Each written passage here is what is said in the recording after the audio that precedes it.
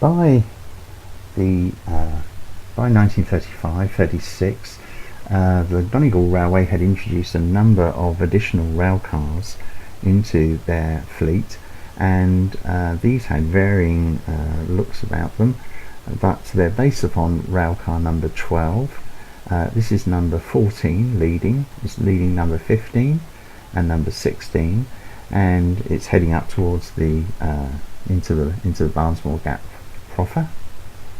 So if we look around here, we can see that the track bed is climbing significantly, and 14 and 15 and 16 16 was introduced in 1936, so there's a general increase in the number of rail cars that are made available for passenger workings, and these take over the vast bulk of the passenger workings, often coupled together, even 3 or even 4 rail cars coupled together like this, because once this train gets through to Donegal town, then it's going to be divided, and 1 or 2 may go on to Killybegs, and the third one would probably be turned and run down to Ballyshannon. And indeed they have the same sort of articulated wheel arrangement as number 12, but significantly, and they're all taking about 41 passengers, and significantly you can see that with number 14 in front is very similar to number 12. Number 15 and number 16, though, as you can see there, now has a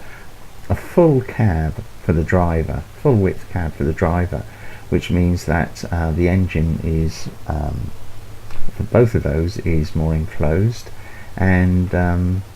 this really represents something very close to the final development of the CDR railcars. And also they begin to look very much like more modern railcars, very familiar to both diesel and electric, that operate on many railways, standard gauge and otherwise, to this day. So as you can see here, we're really climbing up into the gap. Probably be travelling faster than 13 miles an hour though, so we'll take the speed up a bit, and you get the clear impression of how these operated. Often they would have 1, 2, or even with this number of railcars, several more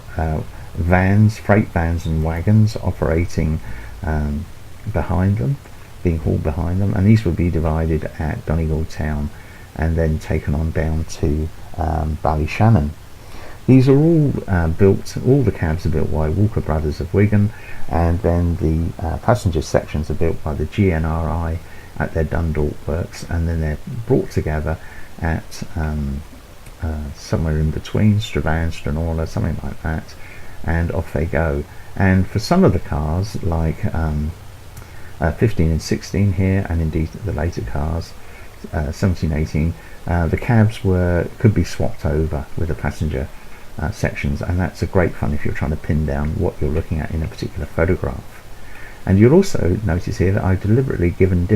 slightly different shades of red and indeed cream to the railcars, because although red and cream was the railcar colour scheme, the actual red is a moot point as to what the actual reds were as far as any definitive colour. And my own interpretation of this is that, frankly, Stranora, when it needed to repaint a railcar, or indeed some of the later livery of the steam locos, simply ordered red paint from a wholesaler, and whatever version of red they had, they supplied, and that's what went on. So red is red is red, and we can argue till the cows come home about which tones. Certainly if you visit these vehicles now, unfortunately none of these have been preserved, except that the passenger section of number 14 has been preserved at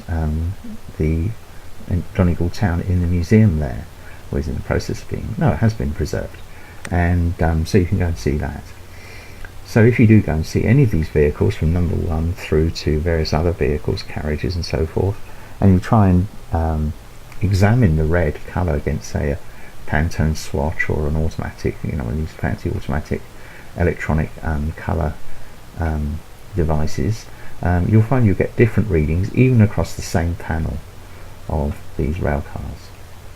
So there we are, there's railcars 14, 15 and 16, and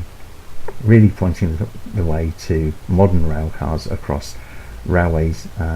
throughout the world in many ways. And we're now well into the gap, so that's where we're going to leave these 3 rail cars in the series. And do please subscribe to my videos if you enjoy them. It's free, it's without any obligation whatsoever. Please leave a comment if you want more information about any of these vehicles or indeed my models. They're all available. My models are all available as freeware for Trains Railway Simulator. Please leave a comment, give me a thumbs up if you fancy, and look out for the next one of these videos.